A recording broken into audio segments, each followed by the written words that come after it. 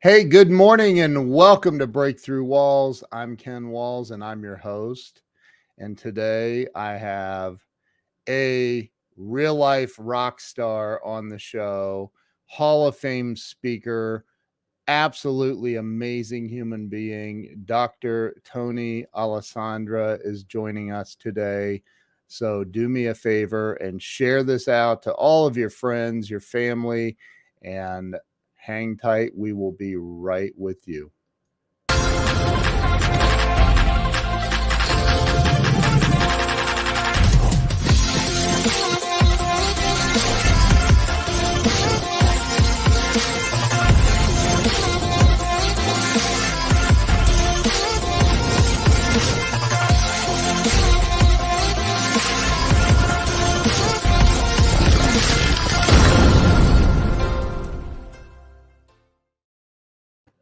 And we're back. Let's bring Tony Alessandra on. Tony, Here welcome I to am. the show. Thanks, Ken. So grateful to have you here. I've heard about you for years. And then our mutual buddy, Jim Cathcart, was like, well, Tony's my best friend. I'm like, then you've got to get him on here, man. So Yeah. welcome to the show. I'm so grateful to you. have you here. So you. I started this show a little over 4 years ago, and it was really to help people get unstuck in life. And I think we all go through the ups and downs and get stuck here and there. And I just love hearing people's stories about how they got stuck and overcame it. So why don't we start with where you were born and raised, where it all began for you? Well, I was born right in New York City, in the city itself. First 3 years, lived in the Lower East Side of New York City. Then we moved to the Chelsea area for 6 more years. Then over to Brooklyn in an all-Italian neighborhood right near Coney Island. Then at 12, moved to Jersey City for 3 years. And at 15, moved over to the Jersey Shore, which is Toms River, New Jersey, Seaside Heights. Yeah. That's where I went to high school. When I graduated high school, went to the University of Notre Dame. So I was there for 4 years. But during those 4 years, my parents still lived in New Jersey and then moved back to that Bensonhurst section of Brooklyn while I was at Notre Dame. And it wasn't until I was about 23 that I pretty much permanently left the New York, New Jersey area. You went to Notre Dame. That's you got to know this guy right here, Ben Gay the third. Oh yes. Ben's awesome. So isn't that Scott McCain's stomping grounds? No, over Indiana, yes. Yeah. Oh, yeah. Well, it was. Now he's in Las Vegas. Yeah, I know. I love. Yeah. Scott. No. So yeah, Indiana. Yeah. So I was there for 4 years, and it was a culture shock for me because I was getting ready to say that's got to be huge. Oh, it was. It really was, in a variety of ways. So first 18 years of my life really never left New York and New Jersey. Now I go to Indiana. It was like a whole new country to me. They use different words. I would say, I'd go into this little coffee shop and I would order a cherry soda. And they would give me a cherry soda with a scoop of ice cream in it. And I would say, no, I didn't order an ice cream soda. I just wanted a cherry soda. They said, well, we gave you a cherry soda. It was just the words they used. Yeah. Checking out of a little supermarket. Person would say to me, I had maybe 4 or 5 items. They would say, do you want me to put it in a sack? I'm saying a sack. I only have 5 items. Put it in a bag. So it really was a culture shock. Even on campus, my accent back then was so strong and dramatic that people on campus would stop me and say, hey, Tony, say coffee, say, car, say, whatever. So it was a nice experience. Well, I live in Ohio, so I'm right next door to Indiana. I totally get that. So when you went to Notre Dame, what was your major? What'd you study? Well, here's an interesting little twist. So when I took my SATs, the exams, Yep. I scored in the 99 plus percentile in math and the 44th percentile in English and comprehension, which was a problem for me. Yeah. So when I went to Notre Dame, you have to go through this orientation and you sit in with a counselor, and the counselor is asking you what you want to major in. Well, my strength was math, so I said I want to major in math. And the counselor, I got to tell you, this counselor must have been quite smart and intuitive, and said, I'm not sure that you would do well in math because your English comprehension is so low. And I'm saying, what? And he said, well, when you get into higher math, a lot of the problems, you have to read the problems. They're not like X plus, Y, et cetera. And he said, you really would have a problem. He said, I really think you do better in business, which really was where my strength was. Yeah. So I majored in business. I majored in marketing. Actually, I should have majored in finance because of the math background, but marketing really was my strength. And between my freshman and sophomore year, sophomore and junior year, junior and senior year, my parents only had enough money to pay for year one. So I had to try to earn money, to pay my tuition. I started the summer between my freshman and sophomore year in construction. I wasn't 1 week into construction. I was on the roof. The contractor came up to me, knelt down beside me, put his arm around me and said, Tony, become a doctor. Because I really, I was hammering nails like this rather than like this, right. So that night, I talk about interesting being in the right place at the right time and luck. I don't know what it is. Yeah. And we can certainly talk about this as we go through this. But that night, I'm at a party. And when I was at Toms River High School, I was on the football team. And somebody who was a junior when I was a senior, between my freshman and sophomore years in college, he had now just graduated. I was telling him about my story about getting fired in construction. He said, why don't you come work where I'm working? I'm selling cookware, pots and pans door to door, and it's good money if you're good. Well, I knew I had a propensity toward persuasion, and I had a gift of gab, so to speak. Yeah. So I tried that out, won all kinds of awards, made a ton of money. In 9 weeks, earned almost $5,000 in 1966. Wow. Little did I know, at the same time, I'm selling cookware on the Jersey Shore. Another person was selling the exact same cookware, Saladmaster cookware, in Texas. Do you I know who. I absolutely know who. It had to be Zig. That's right. Zig Ziglar was selling the same cookware. And we got to be friends later. We actually were on a tour in Australia and shared some stories about that. That is so awesome. Great experience. I didn't want to interrupt you. I was like, wait a minute. Zig Ziglar sold cookware. I'm friends with Tom and Julie and Cindy. I love the Ziglar family. So you sold cookware and you went out door to door. I went out door to door. I sold differently than Zig sold. Zig, in my opinion, he's a great salesperson, no question about it, but he did cooking demonstrations. And I have to tell you, it wasn't until the year between my sophomore and junior year that I actually tasted something in the cookware that I was selling the year before. And when I tasted it, it was waterless cookware. Yeah.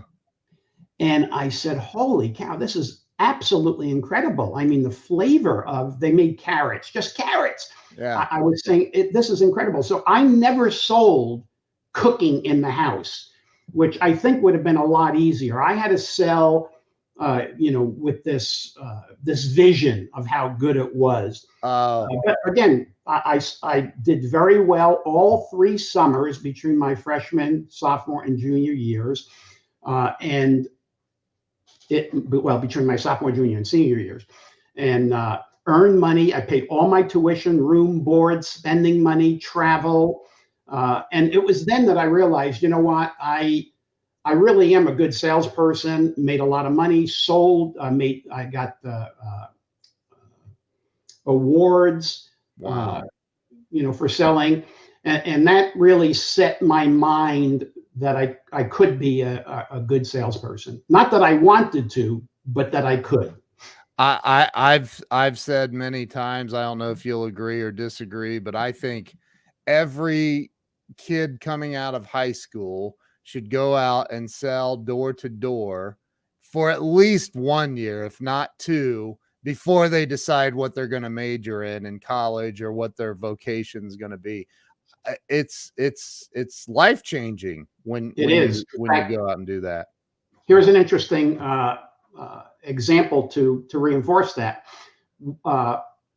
When Jim Cathcart and I were partners in La Jolla, California, we hired this, I guess she was 19 years old. She was at San Diego State. She was a freshman, I think majoring in computers.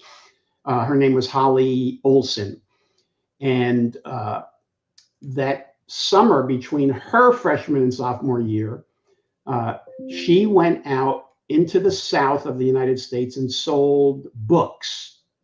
What was the name of the company? The Southwestern company that Charlie Tremendous Jones used to give speeches to every year. Yeah. But she came back, and one of my other really close friends, Rick Barrera, said, Tony, you should not have Holly as your gopher, our shipping and handling person. She killed it this past summer selling books. You should put her into marketing and sales, which we did. And she became our head of marketing, our top salesperson. And 17 years later, so in 2000, she had been with me now for 17 years. And I spun her off into her own business. And we can get into why I did that, but I spun her off, and she created a business called Speaker's Office. And within 5 years, she took over total control of it, total ownership of it.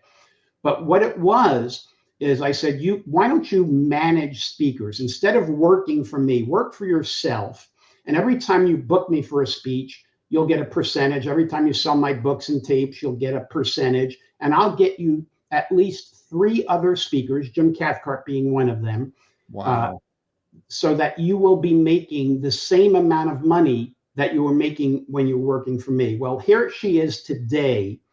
Her number one client that she markets is Brene Brown, best-selling leadership author. I'm still on her site. I'm what they call emeritus, which means sent out to pasture. Jeez.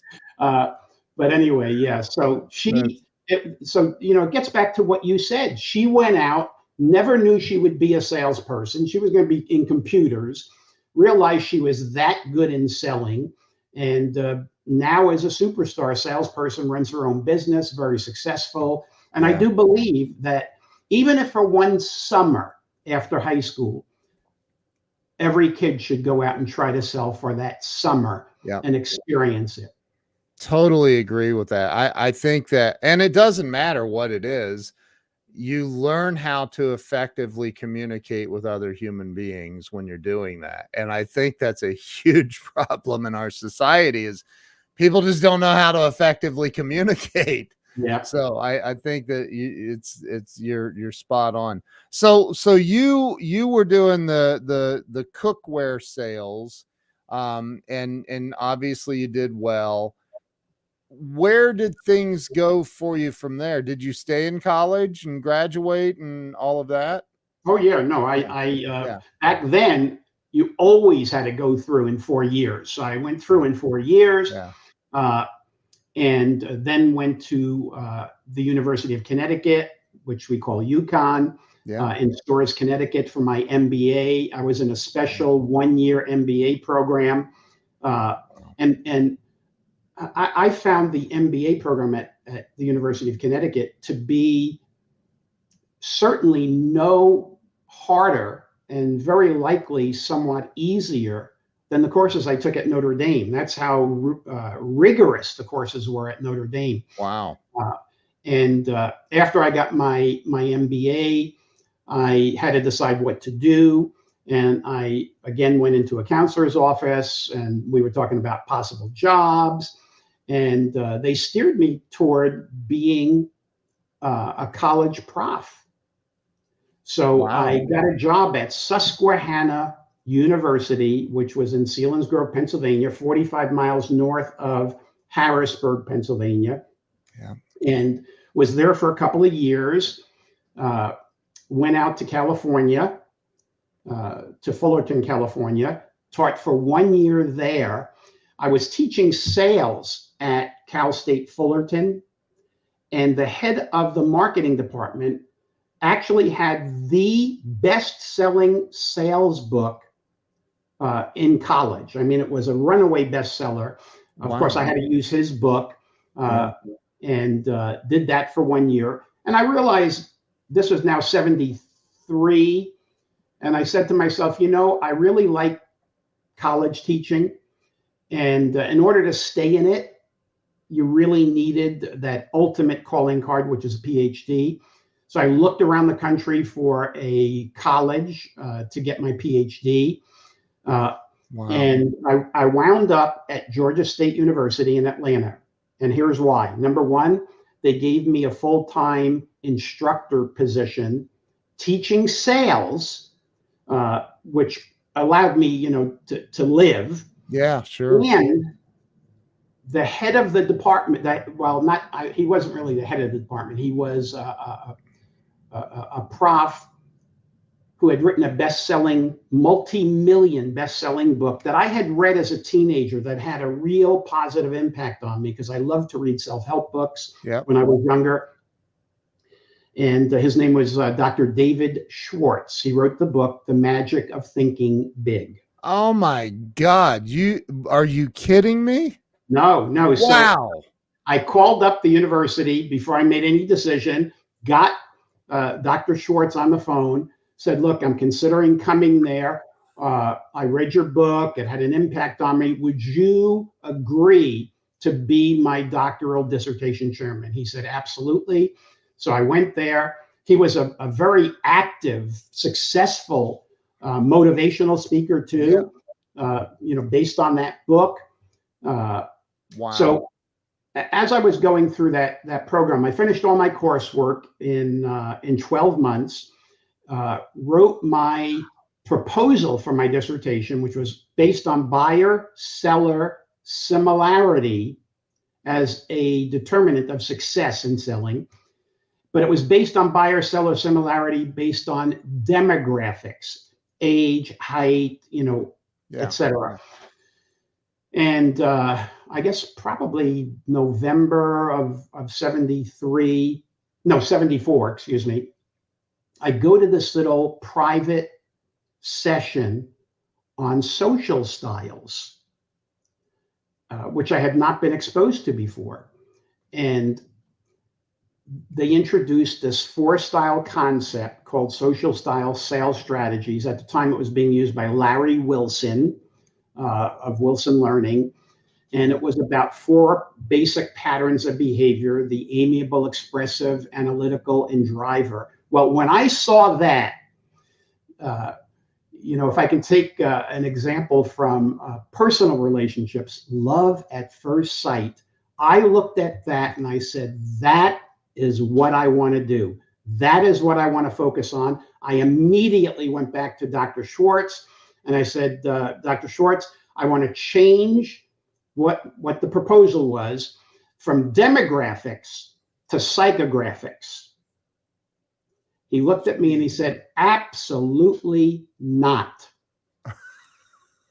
He said, you got the proposal accepted, finish it, get out of here. And then if you want to focus on these 4 style models, Do it once you get out of here with your PhD. Too many people, he said, too many people, start changing their dissertation and never finish. They call it an ABD, all but dissertation. Finish their coursework, got through their oral exams, but never finished their doctoral dissertation, which is what I did. I finished. When I finished, I got a teaching position at the University of San Diego. That's why I moved here to San Diego. Was a professor at the University of San Diego, 76, 77. In 78, I really was torn because I had started speaking part-time in 74. Because once I saw that social styles, I said, this is really what I want to do. And I started giving some speeches, started doing a little bit more and more. So when the fall semester came around in 1978, the dean of the School of Business said, hey, Tony, you've got to make a decision. You're either a full-time prof or you're a full-time speaker. You cannot do both. Yeah. And I said, you know what? I've been teaching now for 8 full years at the university level. I really have not done professional speaking full-time. So you know what? I'm going to put in my resignation. And at the end of the fall semester, which was December of 78, I am going to quit. And I'm going to start in January of 79, be a full-time speaker. And here's where it comes all the way around. One of my first speeches as a full-time professional speaker was speaking for Century 21, the big real estate company. Yeah. And one of the ways that they paid us is they gave us a booth. So during breaks, all of the real estate agents can come and look at the booths. I had my book, Non-Manipulative Selling, which had just come out in January 1979, my first book. But listen to this. Wow. The guy who had the booth next to me comes over during a break and he looks at my book and he's thumbing through the book and he said, if I wrote a book, this is what it would be. He said, do you mind if I sell it? I said, I'd love for you to sell it. And we introduced each other. I said, I'm Tony Alessandra. He said, I'm Jim Cathcart. Oh, wow. And that was the beginning Wow. of our relationship, our partnership. It really was incredible. So that's when I became, January of 79, a full-time professional speaker. So talk about, because you go from being a professor to a full-time speaker, was there a period? Because here's one. I think that people look at people like you, who you've put in your time, you've taken the lumps, you've been through it all, I'm sure. But you went from being a professor paid by the university to now you're your boss. Nobody else is writing your paycheck. It's up to you, right? Did you go through any periods of financial, like, oh my God, what are we going to do here?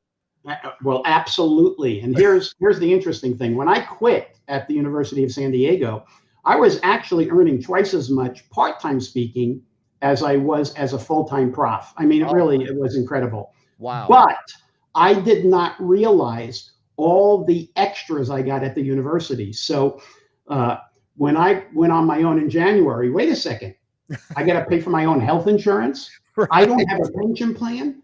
I don't have an assistant. I got to pay for all of my supplies, et cetera, et cetera. So there were a few months where it was touch and go as I was really starting to get into the groove of things. And there was another major transition, because when I went from prof to professional speaker, I started speaking to the adults, to the groups that I was speaking to, as a prof. And it wasn't until a couple of years later, and I was doing okay by that time. So it was 1981, and one of the great speakers all time was a guy named Bill Gove. Okay. Bill Gove was the first president of the National Speakers Association. Wow. He was sort of like, his speaking style was sort of like the, what was his name? Burns, the comedian.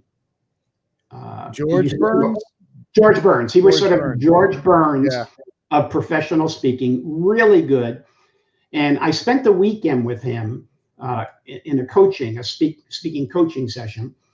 And it was, Friday, Saturday, Sunday. So Friday night, he puts his arm around me and he said, Tony, he said, off stage, you are a mischievous New York City Italian. You're funny. But on stage, you come across too professional. It's not your style. He said, you really need to let that New York City Italian come out. Yeah. And it just so happened the next night, Saturday night, I actually had a speech, during this coaching thing. Wow. And I said, you know what, I'm going to try it the next night. And I got to tell you, it wasn't as easy, to immediately start doing this, but I allowed more of my New York style to come out. And it's interesting, if you are now, Jim Cathcart is a very polished professional speaker. And if Jim makes a mistake, the audience will notice it. But a New York speaker, if you make a mistake, it doesn't matter, So on that Sunday, I came back into the coaching session with Bill Gove, and I told him how it went the night before. And he said, that's really what you've got to do. And I have to tell you, there were two things that I can think of off the top of my head that had certainly a turbocharge to my speaking career. Number one was allowing that New York City Italian persona to come out. Yeah. And I mean, my career just took off. Wow. The second major turbocharge to my career was, I believe, in '87, when we finally moved away from, all of us were using audio cassettes as our demo that we would send to people. Yeah. But, an audio demo doesn't show the visual aspects of speech. Right. And, as an Italian, what do? We use our hands. Yeah. We use our face. Yeah. So there was a great speaker, Lane Longfellow, who created, in my opinion, the first video demo. It was unbelievable. I saw that and I said, this is the future. And I immediately, it cost me $10,000. Back then, it was a lot of money in '87. Yeah. And I said, I'm going to create a video demo. Once that video demo came out, and I was one of the absolute first people to have a video demo, it was explosive in terms of what it did for my career. For over 30 years, I averaged about 100 paid speeches per year all over the world, but really kind of burned out. The travel just was too much for me. Yeah. I have over 12 million frequent flyer miles on American Airlines. Wow. 12 million. And wow. So it gets back to that story I alluded to earlier. I went to Holly Catchpole. She was married then. Now, I'm not Holly Wilson anymore. I went to Holly Catchpole. I said, Holly, we've been talking about this. I've been hinting about it, but I'm going to spin you off all my staff. You take everything. You take all the staff, the office, the mailing lists, the computers, and you have the business, and you just book me. And what I will do is not only speak as I have been speaking, but I'm going to develop a new business that allows me to run a business from anywhere, but particularly from home. Yeah. And that was the assessment business. Here, assessments, it's on this, no, it's on this side. Assessment 24x7.com. And that's when I started building this business while I was speaking. And my goal was, as this assessment business grew, that I would speak less and less and less and less. So here it was, beginning of 2000, I found this young kid I think at the Yeah. time he was 22 at the beginning of 2020. This year he's going to turn 45. Jeez. And I said to him, you do some programming. Can you help me build this online assessment business? Now, why an assessment business? Let's go back to 1974 when I went to that little session on social styles. And I said, this is my future. So I created a paper-based assessment that determined whether you were one of these 4 styles. And all the way from 74 to 96, I used that even in my speaking to determine somebody's behavioral style. Some people call it a personality style, but it really is a behavioral style. But in 96, I decided to put that assessment, we called it the platinum rule. Now, you know the golden rule, right? Do unto others as you would have them do unto you. The platinum rule is do unto others as they would have you do unto them. Right. So I put that online, and it was a runaway success. 10,000 people plus a month were taking that assessment. It was free. It was free because I wanted to sell my book. It was really aimed at selling the book. And it really took me, Ken, it took me 4 years. Me, supposedly a business expert, took me 4 years to get that blinding flash of obvious that this could be a business. Okay, so this, and Jim and I've actually talked about this, and I'm probably going to be selling your system. So good, I love it. Right. So, but this is this obviously the most famous assessment tool in the world by name, at least, is the DISC profile, right? Right. Is it dissimilar to that, or is it the same? What are we talking about here? Yeah, it is. We sell millions of DISC assessments, millions. So yes. So I was using initially from 96 until the very, very early, maybe 2001 or 2, I was selling the platinum rule. The platinum rule, we use the terminology director, thinker, relator, socializer. Jim used the same terminology in our books together. Yeah.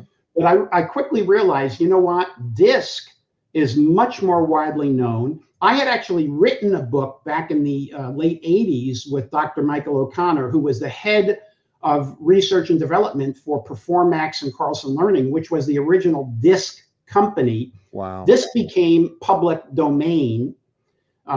So in the early 2000s, I think it was 2001 or 2, I decided to focus more on DISC. In fact, the first DISC assessment that we programmed was for Ken Blanchard. He was my first customer. Wow. So, and who's my biggest customer now? Hopefully somebody you've heard of, a guy named Tony Robbins. Never heard of him. Is he somebody important? Look him up. It's TonyRobbins.com. But if you go to the Tony Robbins website, I think it's TonyRobbins.com/DISC, DISC. You'll see that you can take a free DISC assessment. It's my assessment. Wow. He does between 30 and 40,000 a month. Come on. Yeah, no. Wow. So he uses our assessments. So does Grant Cardone. Grant Cardone used to be my next door neighbor in La Jolla, California. Grant's a buddy of mine. He may see this or be watching. So Grant was my next door neighbor in La Jolla. And Grant eventually moved to Miami, as did Tony Robbins. Probably for tax purposes. California taxes quite a bit. But they use my assessment, Brian Tracy, but those are names in the self-help speaking profession. Yeah. But we do thousands of coaches use our assessments with their small to medium-sized business clients. We have major businesses like Tesla and Microsoft, and I can go on and on. Wow. Major companies that use our assessments. So that has grown to such a degree, Ken, that here we are. I never, ever have to give another speech, do not need the money, make a lot more with the assessment business than I ever made as a Hall of Fame speaker. That's crazy. And what I could run the business from my home. Yeah. Actually, I counting me, there were 16 employees. They're all over the country. We're all virtual. I have one in Atlanta. I have two in Indiana. I've got one in Idaho, one in Nevada. I've got 5 or 6, maybe even 7 in Washington State, and the rest in California, mostly San Diego. Wow. I think that covers everybody. It's a great business. That kid that I hired at 22 or 23 years old. Yeah. Thank you, Jackie. I appreciate that for putting that on Tony Robbins' site. Yeah. So that kid now you sold a couple thousand more. Way to go. Yes. Yes. That's awesome. So that kid who I hired to initially build that first online assessment platform is now the CEO of the company. He is an equal partner. I mean, he has been so instrumental, Brandon Parker, to the growth of this company that I have given up half of my ownership in this company to him because he is that good. We have an unbelievable COO called Jared Moore, who, in my opinion, can easily take over for Brandon. He's that good. But the only thing he needs to brush up on is the IT side of the business. He knows everything else. Jared, he is incredible with our employees. The great thing about Brandon is how much the employees love him. I think the employees are afraid of me. I don't know why. I'm so gentle and calm. It's that New York edge you have. I think it is, because even my kids are afraid of me. Dad, don't yell at me. I'm not yelling. You want yelling, I'll give you yelling.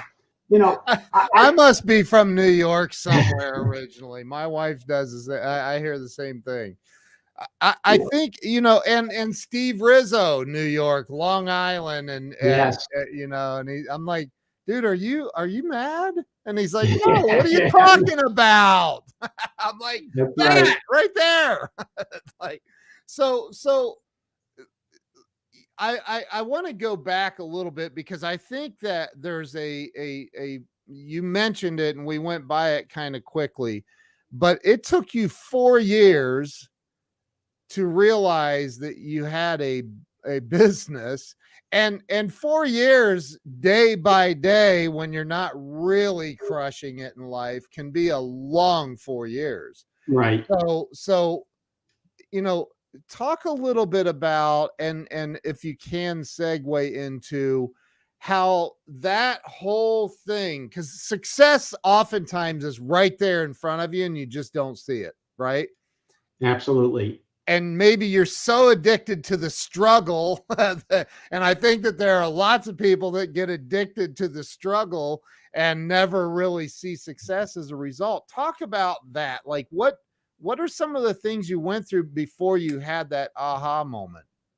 Well, keep in mind that I built that online assessment site to actually sell the book. Right. My book called The Platinum Rule. So the site was called The Platinum Rule. I wanted to sell the Platinum Rule book.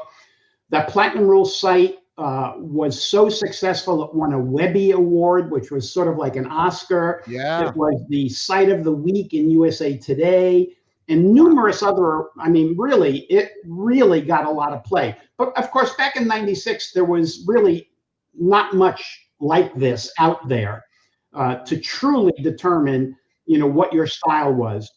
But here's the issue. I was making a lot of money speaking 100 times a year. I won't tell you how much my fee was, but it was, in the 5 figures. So I was making a lot of money, and it just pulled my attention away from concentrating on what could be with that site. Yes. And, Brandon sort of came along, and he's the one who was saying, you're sitting on a gold mine here. Why don't you why don't you capitalize on it? You're not charging any money for it. Right. And it was then that I said, I'm getting tired of all this travel, and maybe I should look at that and develop that. But it even took me a while after we started developing the site and had first customer was Ken Blanchard, second customer was the University of Phoenix, Jeez. and then it kind of went on from there. But it took me a while because the speaking revenue was so great that it just clouded my vision. So, here were two positives. See, some people face a negative and a positive, or maybe two negatives, but I had two positives. And I wasn't fully appreciating the assessment positive and for what that could lead to, not just financially, but more importantly, in terms of the balance of my life. Because my speaking required me to be on the road way too much, travel way too much, and it just it just let me throw this in there, because you were I was having a conversation with somebody way high up in the NSA a couple years ago. It was Anna Liata, and she was saying, it was during the pandemic. She's like, speakers are freaking out because everything canceled. Right. And you were in the unique position of, oh, well, like, I mean, not, oh, well, but like, you know what I mean? You were in a position where you're like, I'm not reliant on that. And I had zero reliance. My assessment business was earning millions of dollars at that time. Wow. And, a lot of my buddies who were truly, unfortunately, suffering would say to me, damn, you made such a great decision back in 2000. But, I also sensed a couple of things that were happening in the dot-com bust, where I lost a lot of money in the dot-com bust. And a lot of people did.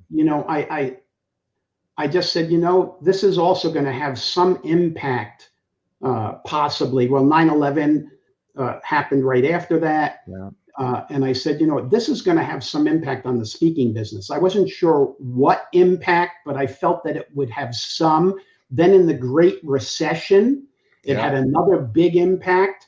And of course, the pandemic had it almost was, the final nail in the coffin. It wasn't really the final nail, but it had an enormous impact.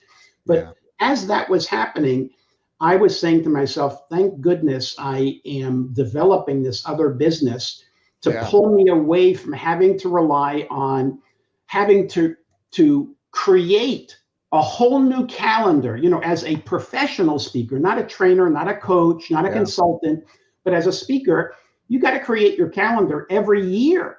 So it can become a struggle. So I was very fortunate to partially see what was going on. I wish I could have totally predicted it, but I did go create this assessment business that today has been a godsend. And many of my colleagues use this assessment site because, as you said, DISC is arguably the most widely used assessment in the world. And we have, for instance, the DISC assessment in 20-something languages, including, Arabic and Russian and Polish and, Japanese. I can go on and on. So I have distributors in all these countries that sell the assessment. So that's insane. So are you the largest provider of DISC in the world? No, I would not say I'm the largest provider. Wow. I would say there's probably a couple of businesses, 2 or 3 that may be bigger. But I will tell you that we have possibly the best visibility. And here's why, Ken. if you look at many of those companies, they were started by people who had more of a technical background, whether it was IT, whether it was statistics, whether it was psychometrics. They had more of a technical background. Hey, my background, marketing, sales, and service. So when I built the site, our first version of the site, I went out to my customers and I said, okay, tell me, what do you like? What don't you like? What should I change? What should I add? What should I delete? And we started adding stuff and changing stuff and editing stuff. And we got to the point where it was almost like the initial 1.0, Assessments 24/7 1.0 was like a Frankenstein. It was like a strip mall that we added on all these things. So we went back and totally rebuilt it from the ground up. We had 2.0. I did the same thing, went out to my customers. Now, let me tell you an interesting thing. I had some customers that would constantly call in and tell us what they did not like. And my employees would say, I cannot believe this person, constantly complaining about things. And I said, you should be thankful. This is a beta tester for us. Yes. Who we don't even have to pay. They're telling us what we should do better. Yeah. So now, Ken, we are on version 5.0. And I got to tell you, it is by far, I don't care if a company is, and not necessarily a disc company, because a disc company is not 10 times our size, but maybe who knows, a company 10 times, 20 times our size. Our dashboard is superior. It is totally automated, e-commerce enabled. It runs like magic. It allows people to do what they need to do without even thinking about it. This is absolutely brilliant. So I personally have hired and trained, I don't even know, hundreds, maybe over 1,000 salespeople in my career. I currently have 0 salespeople. And you want to know why? Because I'm a salesperson trying to manage salespeople, and I hate it. I'd rather, and I despise painting a wall more than anything in the world. And I'd rather do that than hire and train salespeople. Wow. And I'm good at it. It's just the excuses. I can't handle hearing their excuses. And so I've never used DISC, never, to hire. And I know that I probably should. But so talk about that, because there are different personality types. And people don't get this. I don't think people really get how important what you're doing is. And so talk a little bit about that, the emotional side. It is emotionally draining to hire somebody, spend 2-3 weeks training them, paying them money that you're going to be commissioned eventually, but let me pay you until you are. And then they just quit, or you force them to leave. Talk about some of that, Tony. This is so important. Yeah. So we have one customer who has been using the DISC assessment for over 40 years. Wow. In the hiring process. And he has it down. We don't tell people to use the DISC as a hiring tool. Not at all. If you're going to use it in hiring, use it as maybe 1/5 or 1/6 of the hiring decision, along with resume, interview, experience, testimonials, references, etc., but not as the sole decision. Right. But because OSHA will come after you. But anyway, this one person, this one company has been using it for 40 years, hiring salespeople in the direct in-home sales, like how I used to do the cookware sales. I've solar. Done it. Yeah. So anyway, and he has boiled it down to 3 unique patterns Now, there's DISC, but there's combinations. And the combinations, there are 15 classical patterns of combinations, major patterns. And he has boiled it down to 3 with years of documentation that these are the best salespeople. They make the most sales and they stay the longest in their positions. So he has done something that very few people have done. However, there's a concept called benchmarking. And benchmarking is really what you want to do if you want to use any assessment, whether it's DISC or something else. Sure. And benchmarking is, okay, can I create a behavior, a pattern of my top salespeople, what I'm looking for? And it could be, I'm saying salespeople, but it really could be any position. It could be executive administrative assistants. It could be, whatever. Right. So what you want to do is create a benchmark. There's different ways to create benchmarks. You can say, okay, in a big company, where they have a lot of salespeople, let me look at the top 3 or 5 or 10, have them all take a DISC assessment and use one of our very sophisticated algorithms to create a single composite DISC report that is a benchmark that company can use with candidates. And what they do is the candidates take the DISC assessment, it's compared to the benchmark, and then you get a percentage match. Wow. Now, you use that again in conjunction with other things. Now, you got to make sure that whatever assessments you're using, they are validated, statistically validated.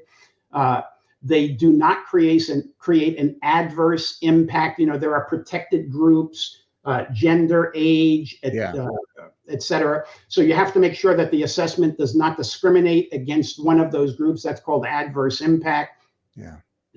So that's what we do. We make sure that our assessments are fully validated at high levels, typically above a 0.8. I think the American Psychological Association says it should be above a 0.7. I believe that's true. We're above 0.8. We have adverse impact studies, all statistically validated by an outside statistically based company. We don't do this internally because it's too easy if you do it internally to fudge it. I don't like the way that looks. Let's up it a, right. No. We use an outside company, and it is very expensive because if it doesn't come in the way you want, you have to start tweaking things. Right. Now, here's another point, Kim. 2 assessments to determine whether somebody is fit for a job most often is better than 1 assessment. 3 assessments better than 2. We have something called higher sense.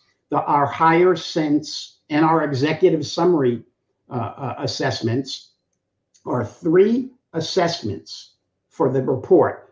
One is the DISC, one is Motivators.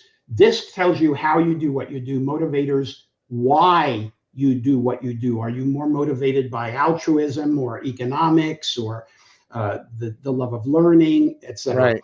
And then there's what they call the Hartman Value Profile, HVP, which measures sort of your critical thinking. So all 3 of those together is stronger than any single one. Wow. And it does stand up to any type of critique, so to speak. So if you have, if somebody has an organization of salespeople, I mean, if you have an organization, a company, you probably have salespeople on some level. Even dental offices have salespeople. They just may not call them that. But if they're going through struggles in any way, will this system help them figure out where the dark spots are in their business? Absolutely. So let me tell you another study that was done by another Hall of Fame speaker, Don Hudson, if you know who he is, from Memphis, Tennessee. Yeah. He and one of these high-level statistics guys did a study of a group of dealerships, auto dealerships in Memphis, because they were having a high turnover. So they did a benchmark study. They came out with for disc, the best salespeople were a high D. And on the motivators, this is sort of counterintuitive. Well, this is not. They had a high economic score and a high altruism score, where they wanted to help people make the right decisions. And so now what they did for these dealerships, the dealerships used this benchmark in hiring candidates and found, as they measured afterwards, that these new salespeople stayed longer, so a higher longevity, and made more sales. So this benchmark is crucial. Now let's get back to your dental offices.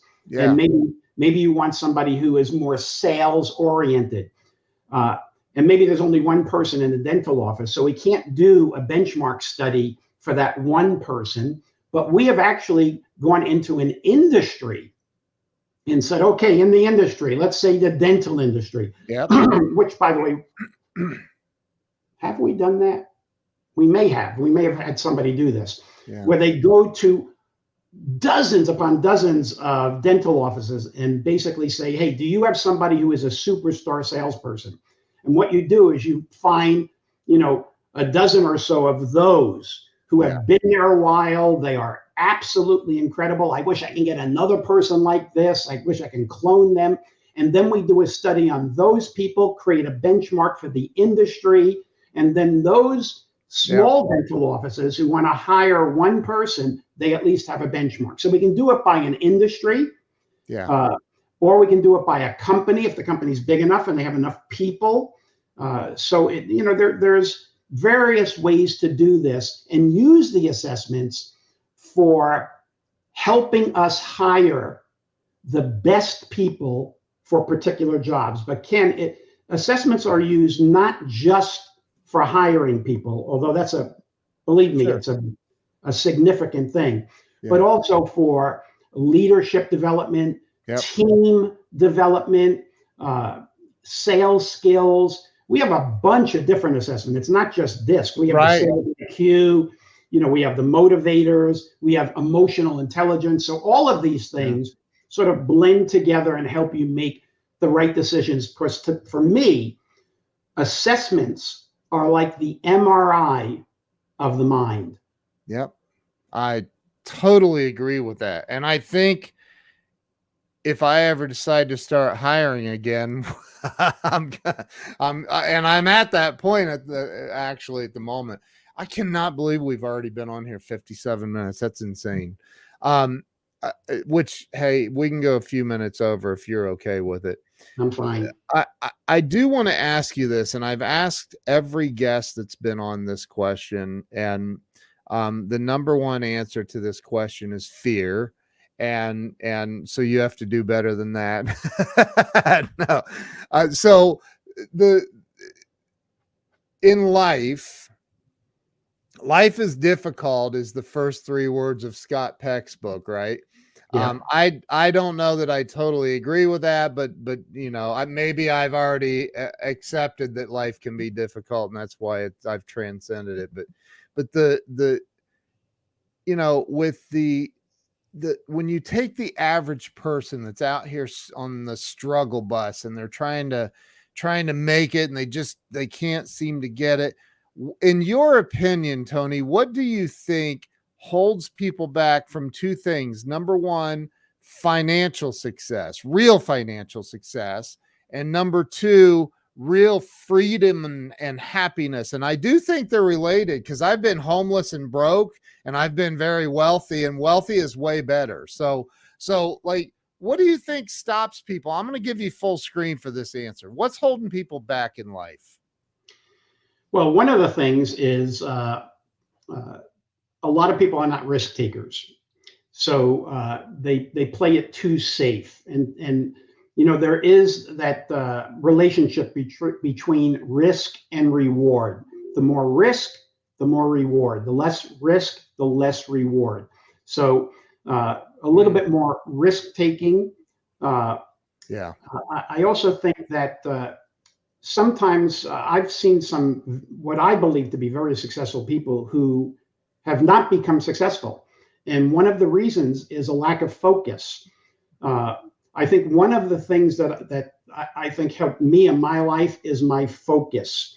When I was a speaker, I focused just on speaking. I didn't let other things take me away. I focused on a topic and didn't say I can speak on anything, even if somebody wanted me to speak on something.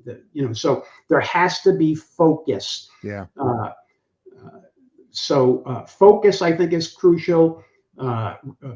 Being a little bit more of a risk taker. Some people are afraid of change, so they stay in a position that they're unhappy with. It's not financially successful because they're afraid of change. And I think they have to look at change a little bit differently. Whenever I am faced with something negative, and I have to tell you, and I know this is probably not something you hear a lot, but I have had in my life very few negatives. Again, it's like I've had an angel on my shoulder, or back at one of those Walt Disney things, Jiminy Cricket whispering. Yeah, Jiminy Cricket. Right, whispering in my ear. And I've been really lucky in life, but I've been focused in life. But whenever I'm faced with a difficult situation, something isn't going right or the way I think it should, I have a saying, and you've heard this before, and I have to tell you, it works.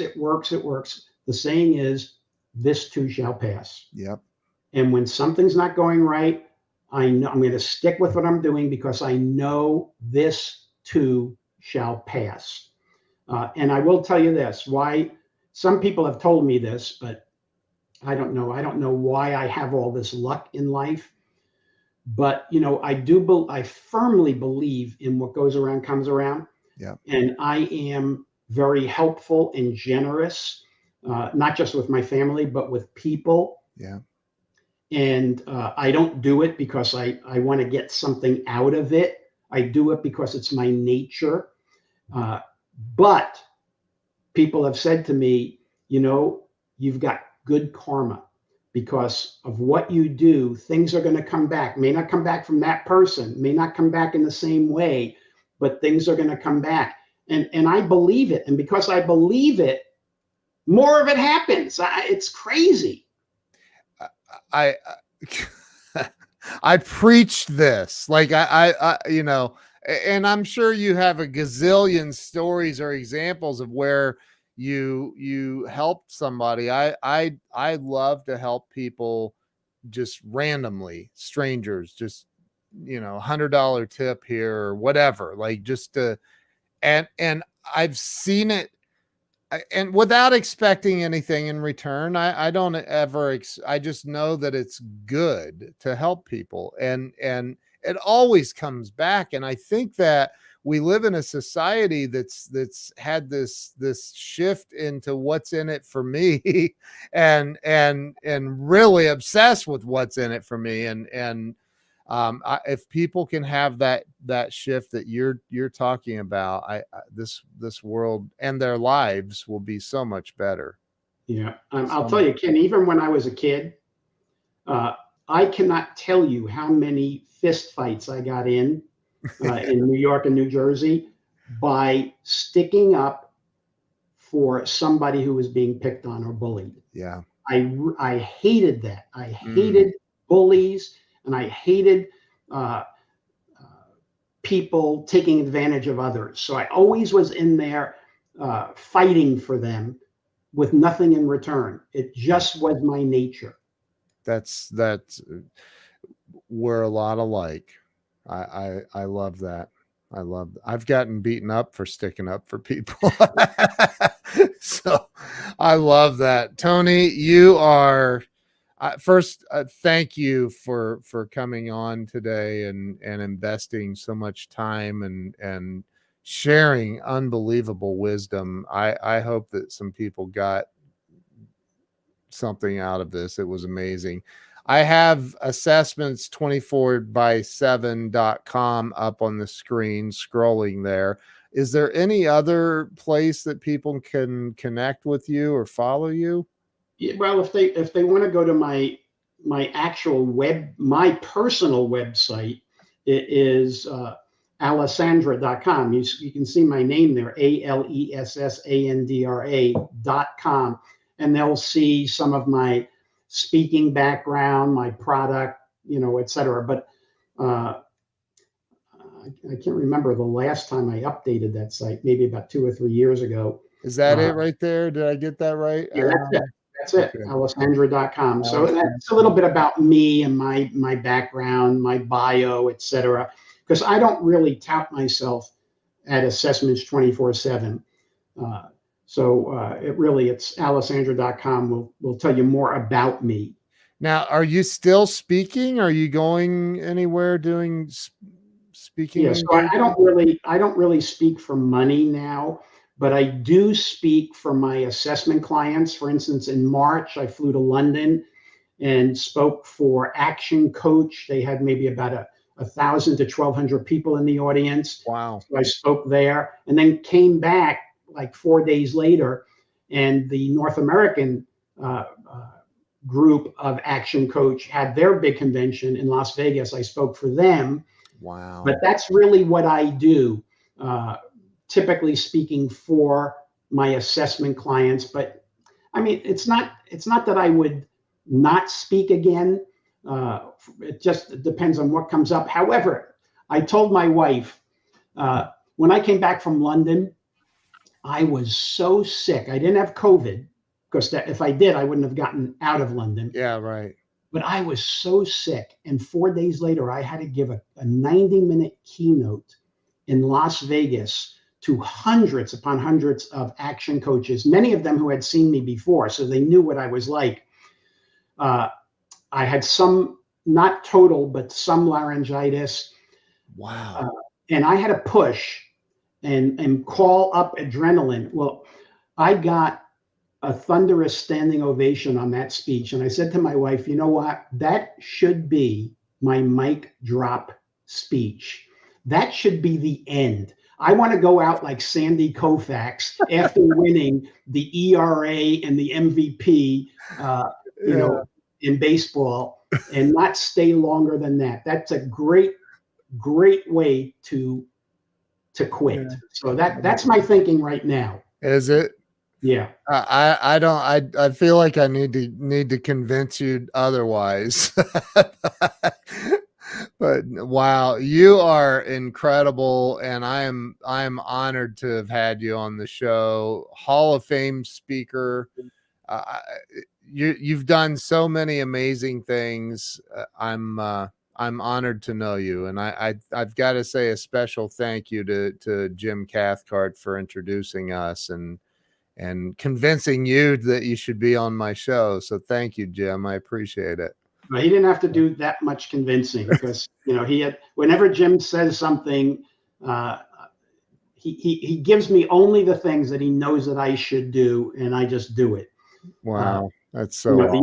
The only bone I have to pick with Jim Cathcart was him moving away from San Diego, because we used to do so much together, and his wife Paula and my wife Sue are best friends, so they would do a lot of things together. Bob Donnell? Yes. Hi, Bob. How you doing? Bob is awesome, man. So wow, Tony, thank you so much. If you will hang on for me, I'm going to end the live stream and you and I can finish up, but thank you from the bottom of my heart for coming on today and sharing so much of your wisdom, and you're just a good man. Thank you.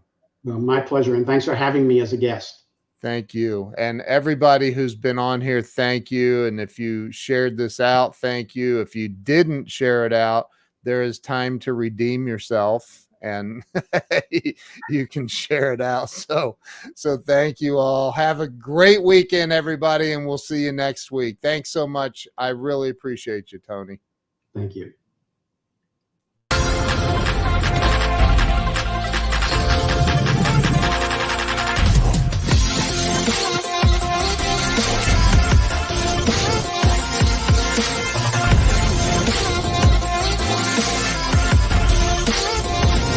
Bye.